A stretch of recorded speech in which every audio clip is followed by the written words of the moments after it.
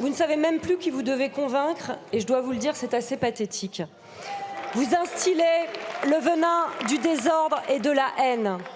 Nous voulons dire, évidemment, que nous voulons rejeter avec force et avec responsabilité ce texte de la honte. Voter ce texte, c'est intégrer en droit la préférence nationale. C'est attenter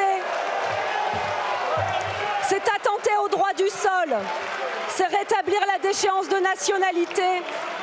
Et c'est même supprimer des droits pour des enfants français, nés sur le sol français de parents étrangers. Il décline dans le droit une idéologie mortifère qui distingue les étrangers des nationaux, ceux qui pourraient se réclamer de la patrie et ceux qui ne le pourraient pas. La France, ce n'est pas ça. Le droit du sol comme l'hospitalité sont depuis des siècles au fondement de notre nation.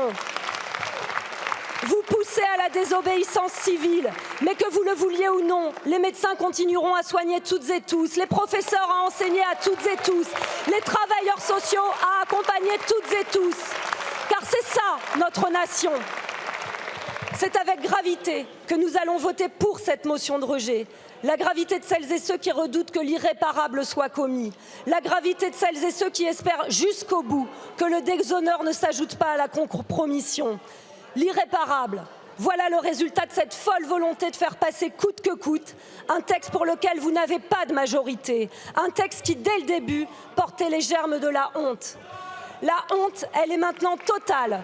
Toutes les lignes rouges ont été franchies. Vous avez cédé à tout pour trouver un accord avec la droite, aligné sur les propositions du Rassemblement national. Quelle déchéance! Quelle faute historique de dresser ainsi un plateau d'argent à l'extrême droite à l'heure de la fièvre populisme et du fasciste qui gangrène nos démocraties. L'histoire nous regarde. Cessez cette folie. Je vous remercie.